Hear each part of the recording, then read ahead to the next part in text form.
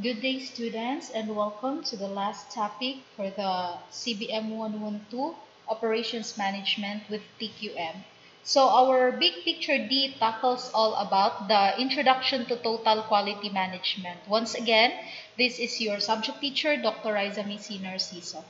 So first, let us tackle about defining total quality management. So TQM is an all-inclusive and well-thought-out means to organizational management that searches to advance the quality of processes, products, services, and culture through continuing minor changes and reply to constant feedback. So if we say total quality management, guys, it is always incorporated with the term continuous improvement. Okay, so it is highlighted in here that through continuing minor changes, if we say minor changes, it is not radical, it is not abrupt ang iyahang change. But then, gina-considered nato nga step by step ang changes niya. So ginagmay siya, pero dapat i-maintain nato siya nga kanunayon jud nato ang katong mga ang consistency sa pag-apply nato sa mga changes nato nga gi-implement. So, dili ta ingon nga kailangan jud ta mag-change at all times, pero whenever necessary jud siya. So, we need to be flexible and adaptable sa mga new changes or new nga mga processes nga pwede nato ma-apply sa ato ang company. So, whenever guys nga in the part sa mga businesses karon, it's very important to focus more on the processes itself. Kaya nga meron tayong operations management na department. Nana sila inaana. And operations management is not only applicable for that specific department. Even, tanan nga mga department guys, HR, treasury, or kanang cashier, nadyo na siya process. So, we always have to recheck the process if it is still applicable at the current situation. So, for example, ang process nato when it comes to the classroom management, gikan atong sa face-to-face versus karon nga online. So of course, si UM na jud siya gibuhat nga para maka-adapta sa bag-o nato nga changes. So it is part of our continuous process improvement. So performance that meets or exceeds expectations. So what does it mean? So ang mga customers or ang mga market nato, nag-identify na sila first og mga expectations nila. So it is now the task of the businesses or establishment nga i-meet na niya or i-exceed ang atong expectation. Pag once gani nga imuha na siya nahatag, it means that you exceed or you have an excellent performance nga naga-manifest sa imuhang company. So performance that meets the customer needs. Remember that needs and wants are different, no? So naman ko tayo ginatawag nga marketing concept and selling concept, no? So, ang ginagamit mong sa una is what we call selling concept. Kumbaga, nag-offer ka ani nga product, tapos ang customer ang mag-igo if ever nga ganahan ba sila or not sa imong product. If you say marketing concept manggod, nangutana ka daan sa imuhang mga target customer kung unsa ang ilahang mga gusto ug dili gusto. Para ang pagbuhat or pag-offer nimo og services is that moangkor pod sa ilahang gusto ug dili gusto. Okay? By that, pag once nga ma-set nato nga, I expected nga inani ang product or services nga inyuhang gina-offer. So, for sure, ang customer satisfaction nila is magtaas dyan na siya, ang level of customer satisfaction. In that way, we can say that performance meets the customer's needs. And there should be consistently meeting customer needs and expectations. So, dili siya ingon nga, ay, karon lang na meet. Pagka next na pod niya nga balik, wala na siya na-meet. For example, nag-dine-in ka sa isa ka restaurant. Uy, lami lagi lang foods karon. Pagka next day na pod, nag-dine-in na pod ka, hala, nalahi lagi ang lasa. Ngano ni parat, ngano ni tabang. Okay, there is no consistency with the product that they offered. So, dapat consistent pod siya. That would be the time that we can say that you applied total quality management. Okay, satisfying the customer today and getting better tomorrow. Okay, so it means nga, kailangan jud ka mo adapt sa mga changes and then kanang mga bag-o nga mga processes or mga tools nga makatabang siya para sa pag-improve sa imuhang company services. Okay, so actually guys, if we say quality, a lot of definition will arise, pero there are actually ways on how we are going to measure quality. What might be quality for me might not be quality for you, di ba? So others will measure quality if the company provides a good and usable product. Kanang nagamit jud siya nga product, kanang makatabang jud siya na product. So para sa ilaha quality na siya. So naay mga tao guys nga ang definition nila sa quality is just very simple. Okay, kailangan in-anin. Pero na po ubang mga tao guys nga metikuloso kaayo nga specifically in detail ilaha jud gina-check if ever nga ang quality ba ana nga product is naa or wala. Okay, so we also have here perfection. Okay, no sign of defect, for example. Usability, ang features, perfect. Okay, so mao na siya ang ways pod nga para ma-measure nila ang quality. Napoy ubang tao, they measure quality based on fast delivery. Pag once nga paspas ang imuhang response or paspas ang imuhang pag-deliver sa product or services, for example, then they can say nga, uy, quality dyan na sila ang ilahang serbisyo. Okay, we also have consistency. As what I told you earlier, no, nga, kung sa karon okay siya, pagka next day, dili na siya okay, so it's not consistent, so it is not quality.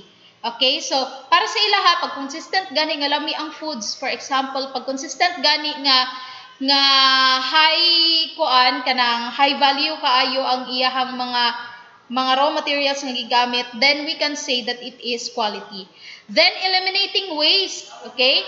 Kanang mga product nga gipalit sa mga customer tapos gipangbalik, it's because na ay warranty or it's because kailangan siya i-repair, kailangan siya mga maintenance. Although ang maintenance is just kanang normal, pero pag once nga naamang goy repairs nga nahitabo, it means nga na ay damage nga nahitabo, so makaingon ta nga dili siya quality. Okay, that's why when we say cars, daghan ang mas mo prefer og Toyota, for example, because it is kanang robust ang design niya. Yung tag Suzuki, kasi Japan pud siya nga, Japanese company pud siya. So if we see Japanese companies, mo na siya ang pioneering when it comes to total quality management. Okay? Doing it right the first time. First pa lang ganidaan nga serbisyo sa iyang mga customer is that naka-experience na dayon og quality service. It's because perfect ang ilahang mga gina-offer nga services, and even ang ilahang mga tao is very good kaayo when it comes to customer service.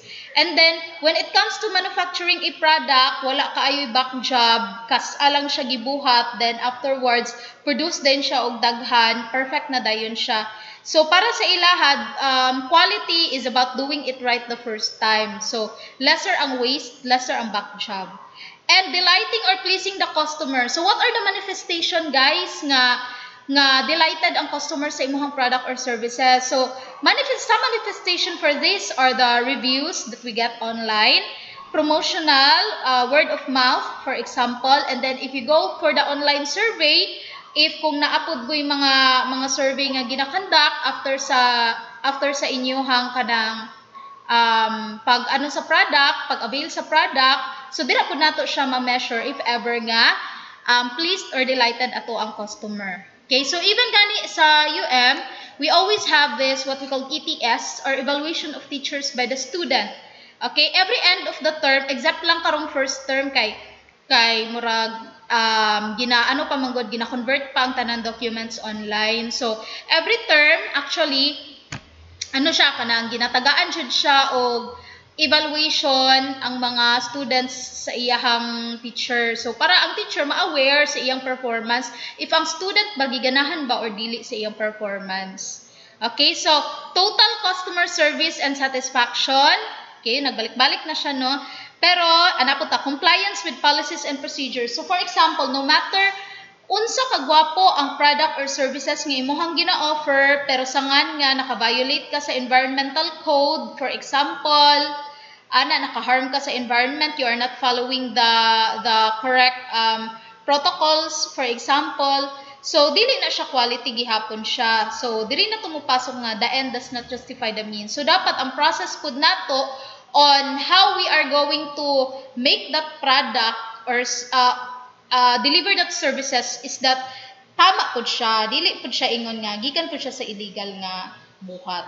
Okay, so those are the ways to measure quality. So para sa inyo ha guys, I know nga daghan pa diri nga wala na mention nga lahi-lahi pud tano, lahi-lahi tag kanang way on how we are going to measure quality. It's just like nga lahi-lahi pud tag ways nga on how we are going to see if ever beautiful ang tao or not. Di ba lahi-lahi tao kanang mga panlantaw sa isa ka tao. So maura pud na siya sa quality nga it has different definition. That is why isa sa mga guro of TQM, si W. Edwards Deming, gi-emphasize niya guys nga dili siya maghatag og kanang exact definition sa quality.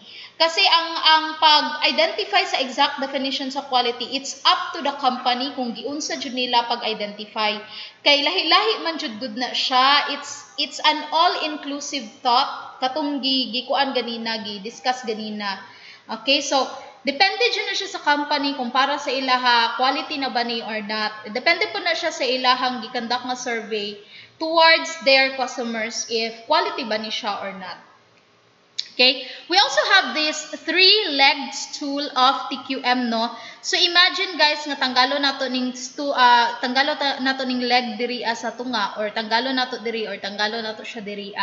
So dili jud na siya magtindog na siya nga stool or kana nga lingkuranan. So ang 3-legged stool naman for TQM diri po nato makita guys nga sa total quality management, it is really customer driven. Okay, so meaning all our processes, all our changes must be targeted on increasing the level of customer satisfaction. Okay, so how we are going to increase the level of customer satisfaction? So it is always anchored on this 3-legged stool of TQM. So the measures, people, and processes. So if we say measures, guys, naa diri dapit nga to mabalaan ang katong mga different nga mga tools of TQM nga pwede nato siya magamit para ma-measure nato if ever nga ang ato abang gi-apply nga program or system is that naga-contribute ba siya sa totality of improvement sa ato ang businesses or organization. So that is why there are different statistical processes and control tool nga ginagamit pud ana niya.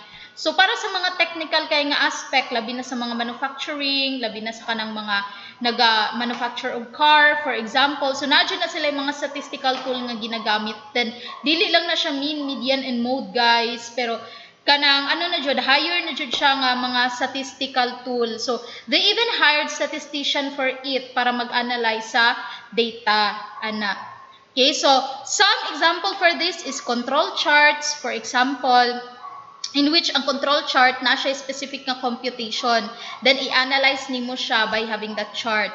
Then benchmarking, pwede po nato ma-benchmark if ever nga ang ato abang gina-offer nga product versus sa gina-offer sa others is that unsa man siya kanang i-compare nato siya or pangitaon nato ang mga best practices sa katong mga naga-offer og same nga product para ma-benchmark nato. Ang benchmarking man gud guys, it is not necessarily nga kopyahon nato kung unsa ang gina-offer sa lain, pero pwede nato siya mahimong basihan para mas ma-improve pa pod ang ato ang processes. Okay, so ang quality tools, there are different quality tools nga ma-discuss nato na siya later nga makatabang pod siya guys para mag-improve pod ang ang kanang processes sa company.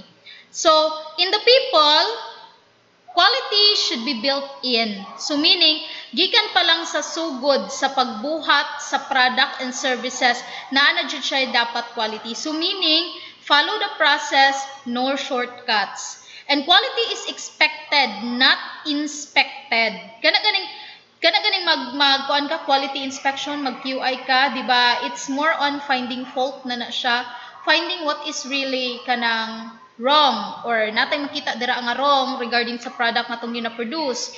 Pero if you say quality is expected, gikan pa lang first things first, ginabuhat na nimo nga dira pa lang daan nga level nga wala pa nabuhat ang product, imuha na siya daan gina-check. Because this is what the customer, the target customer is expecting para sa imuhang product. So employees are empowered. Very good kaayo ni siya nga statement diri kay it's because in the first place, ang ato ang mga empleyado, sila ang rason kung anong naga-run ang ato ang business because they are the ones nga marag nahimo nga frontliner para moatubang sa ato ang mga customers. So kailangan empowered sila. So ana pa to si Richard Branson nga treat your employees first than your customer because if you treat them well, so your customers will also be treated like the way that you treat them. Okay? Kaya sila man good mismo ang nagaatubang sa customer. So, ikaw nga naa sa top management, dili biya jud pud ka ingon nga always naa ka sa company, di ba? Usahay is time schedule lang pud siya, panagsa lang siya, ana naga-monitoring ka. Pero ang day to day nga naga-report dira sa company, it's your employees. So, they must be empowered. So, what are the things nga ginabuhat para ma-empowered ang ato ang mga employee? So, ang ginabuhat sa uban, they conducted different nga mga seminars and trainings just like pod kanang mga empowerment na mga programs such as team building for example. And one way pod nga ma-empower sila, dapat makita pod nila ang ilang mga suggestions and concerns is paminaw po jud siya sa ato ang mga employer. Okay, dapat makita, dapat ilaha po jud na siyang ma-feel that they are being valued. Nga nagalisan jud ang mga employer sa ilaha. Okay, so processes, continual improvement, yun na nga. And then good enough is never good enough. It must be excellent.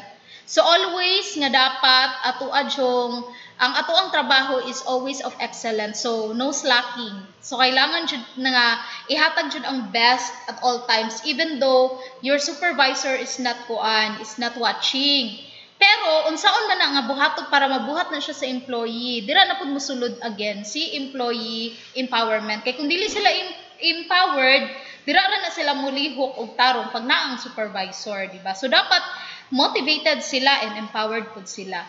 So that is the 3-legged stool of TQM.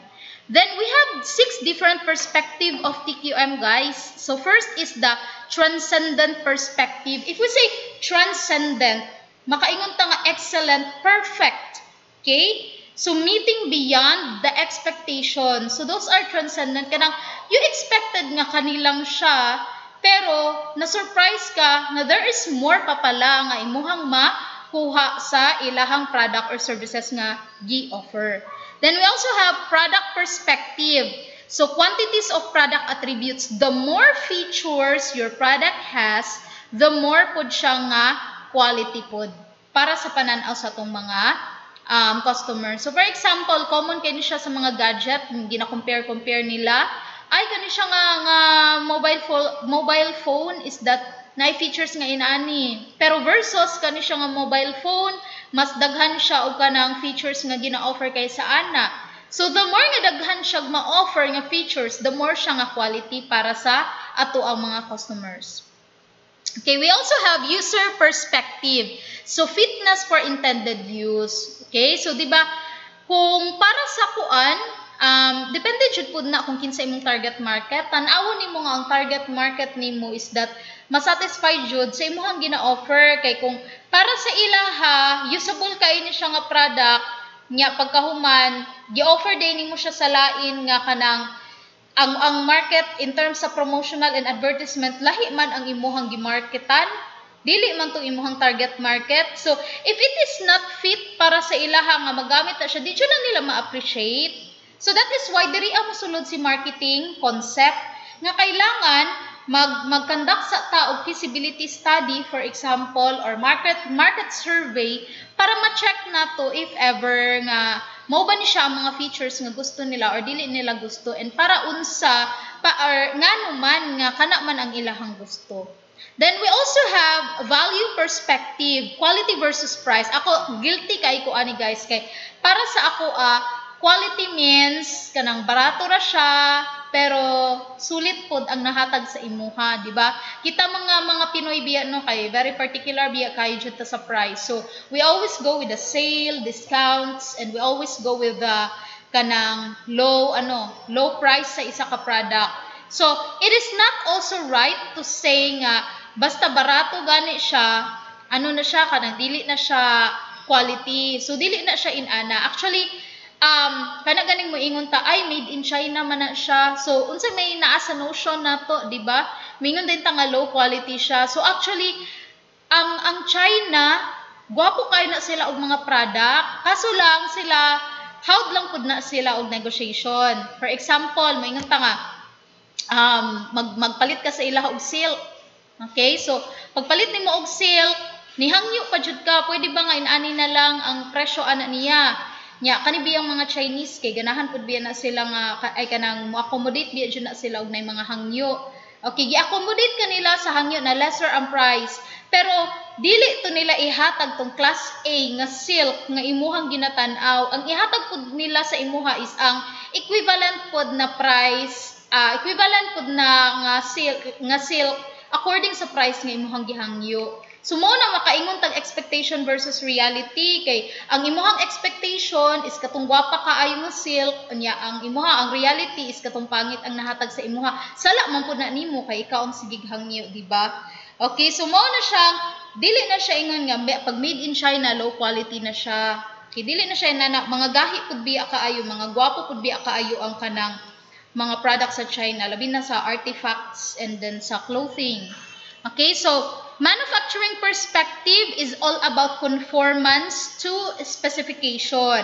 Okay, for example, nag-offer ka og kanang cellphone, yan ingon ka nga kani siya nga cellphone is maka video chat, maka video call, maka message. Kana tanan nga imuhang gipang-ingon ana nga cellphone, guys, is that pag once nga naa na siya, functional jud na siya, it means it is conforming to the specification giset.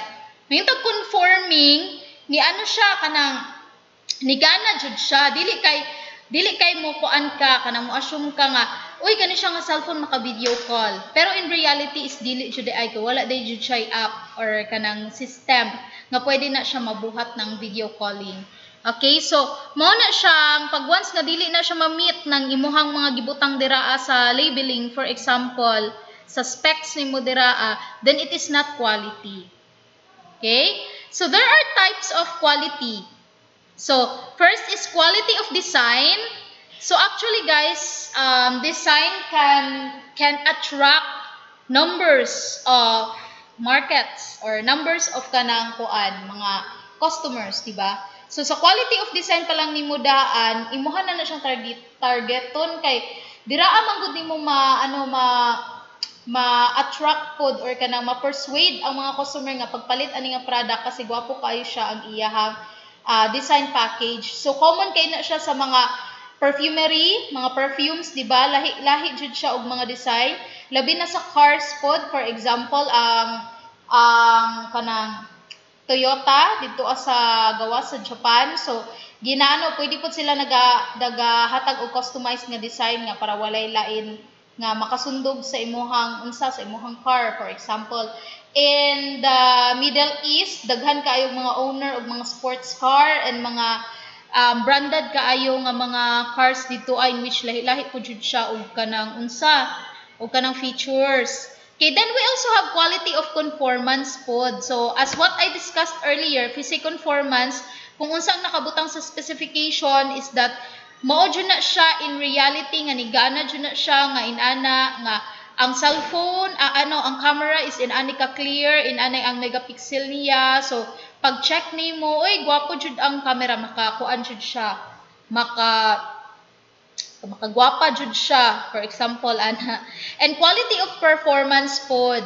Okay, so napud tay ratio nga ginatan-aw dira if ever nga pila ka month, pila ka tuig or pila ka minutes siya full ang performance niya nga wala siya nagkaguba-guba. Kasi remember that every product has a kanang depreciation, di ba?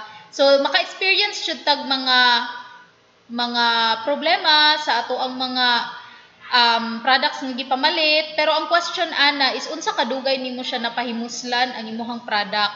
So the more nga taas siya ang iyahang performance nga good ang performance, the more pud siya nga quality kaayo ang imuhang gibuhat nga product.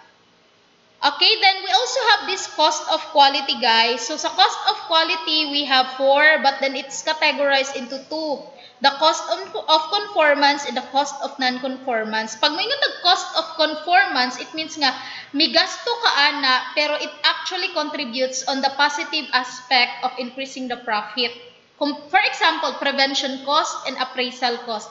Ang prevention cost manggod from the word itself nga prevention, gi-prevent nimo nga mag-occur ang problem. So unsa man ang imuhang gibuhat nga unsa man imuhang gigasto sa imuhang company para ma-prevent na siya.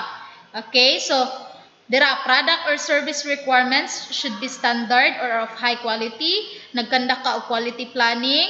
Then napad yung mga quality assurance ng mga activities and then nagkanda kag training sa imong mga empleyado.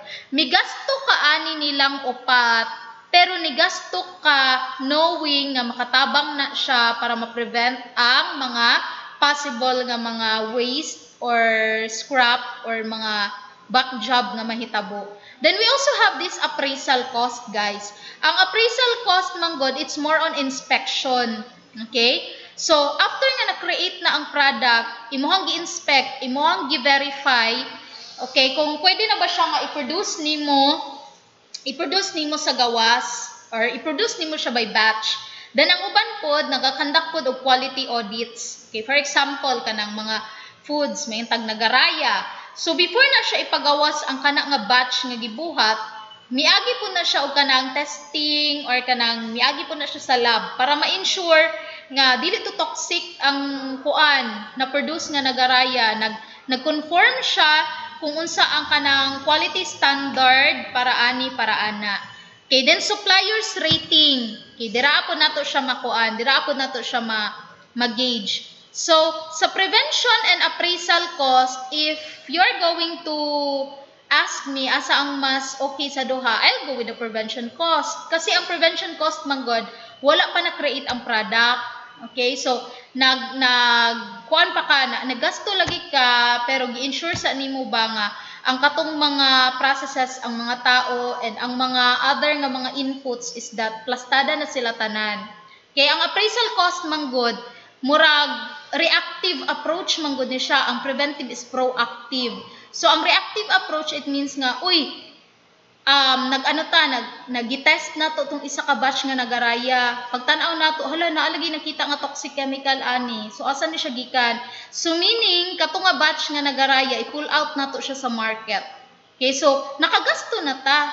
Okay, pero na-prevent lang po, gihapon na to, ang future niya nga kuan. Although nakagasto na ka atong time nga imuhan nang na-produce ang katong nga nagaraya, pero at least man lang na-prevent nimo nga mudako ang iyang problema kay na-pull out man dahil nimo siya sa market.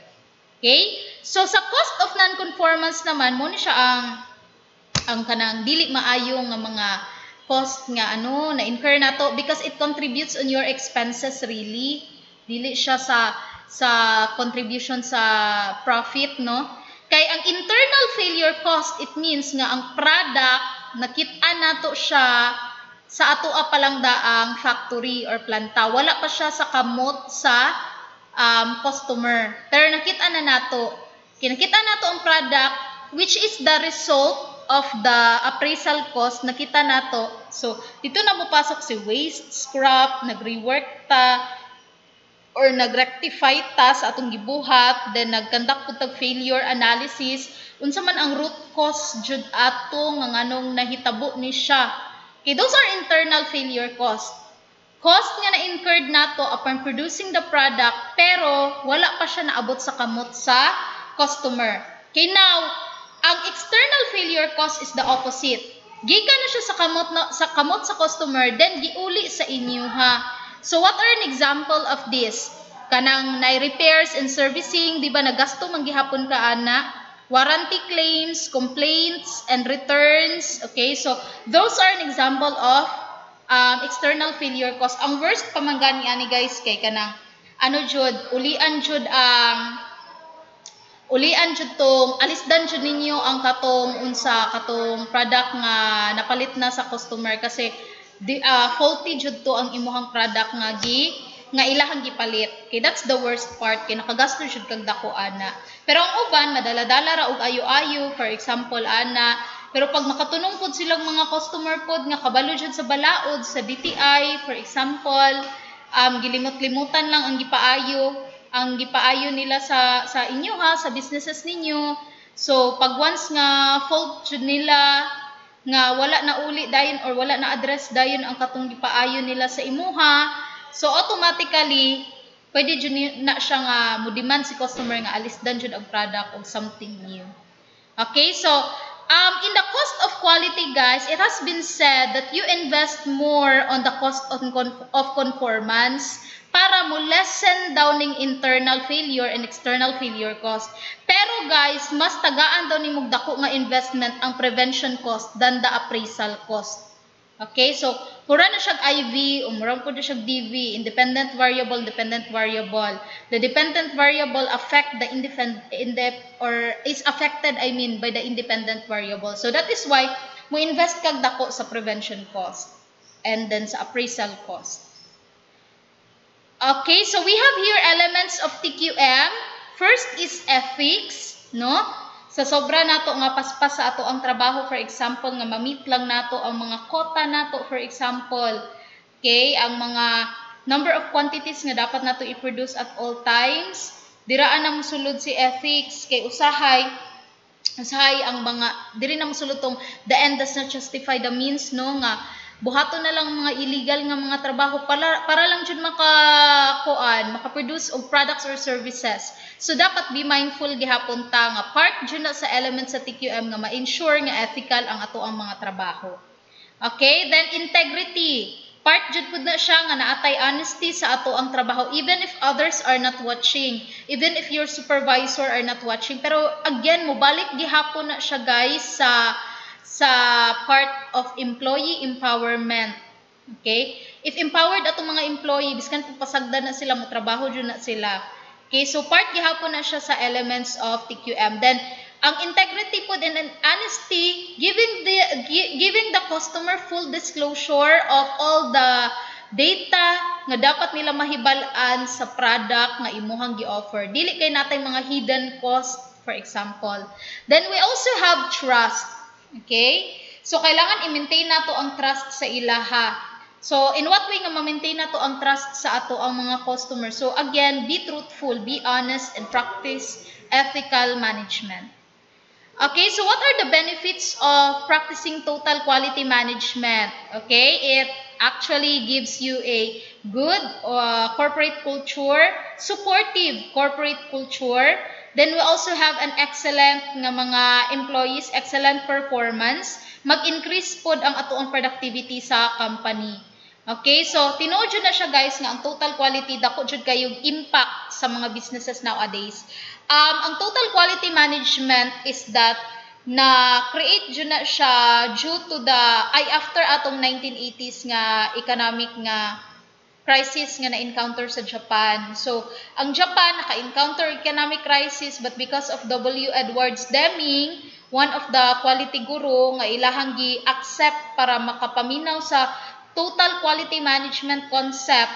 So, gi-apply nila dayon tong ilahang na-learn. So, pag-apply nila sa total quality management, guys, grabe jud ang kausaban sa ilahang mga